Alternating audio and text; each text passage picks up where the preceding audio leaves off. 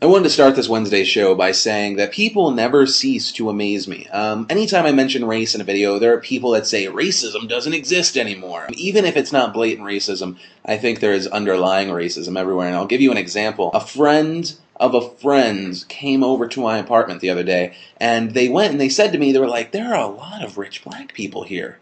Are they drug dealers? And that just blew my fucking mind. I just don't know what's going on in this person's head, that they're just that ignorant that they think the only way a black guy can be successful is if he sells drugs. I mean, he could have just as easily starred in porn.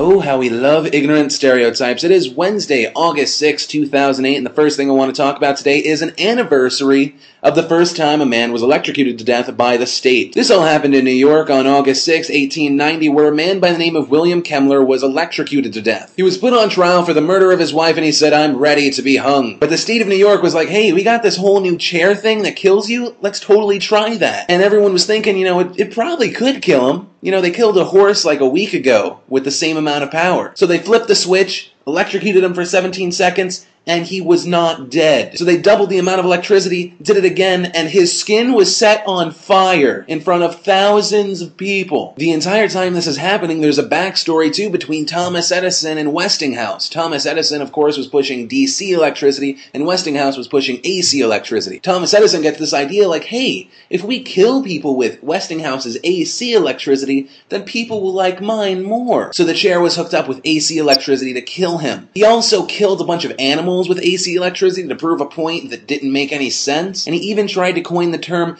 to be Westinghoused instead of saying electrocuted. The reason that didn't pick up was, of course, because that's the worst phrase ever. But it kind of made me want to coin my own phrase, so I'm going to try and coin the phrase to be DeFrancoed. And what that means is that someone would talk so much that it makes you want to bash your head against the wall. I've always said it, but never underestimate a guy with a lot of time on his hands and a lot of money. Like this guy Bob Dole, who spent $50,000 to $70,000 to make a replica of the Batman tumbler. And something that really amuses me, former President Bill Clinton was pleading with people to please believe in monogamy. It's the only way we can stop AIDS. Really? Bill Clinton? That's the best spokesperson for that kind of story? I woke up in some weird places, with some weird people around me with no idea why I was there, but I don't have a story close to Mange Ram, who woke up in a morgue. Mange was stampeded over by 150 people running away from a landslide that never actually happened. When people arrived at the scene to see what happened, instead of checking to see if everyone was dead, they just took the bodies and threw it into a truck. In news I have no way to transition into, Britney Spears is planning on playing a lesbian murdering psychopath in a new Tarantino movie being filmed. There's not even a joke for that. That's just out there. But in related news, French oysters have herpes. The last thing I want to talk about today is Pineapple Express. It is finally out. I went to the midnight showing last night, and it is a great comedy. It is definitely a great stoner movie, but a great comedy overall. Definitely recommend going to see it now instead of later, because with an audience, it's even more funny, unless you kind of get peeved to people that kind of giggle for no apparent reason. Come on, it's a stoner movie. Or if you don't want your sweater to smell like pot. Because honestly, you could probably get a contact high just from those fuckers breathing in that movie theater. But that's all that really mattered to me today. My name's Philip DeFranco. I gotta go pack for Toronto tomorrow,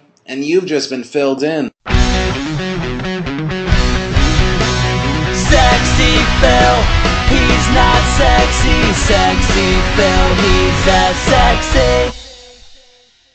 And guys, I almost forgot, your question of the day. If you could change one thing about yourself, whether it's emotional or physical, what would it be? Leave a text response or a video response.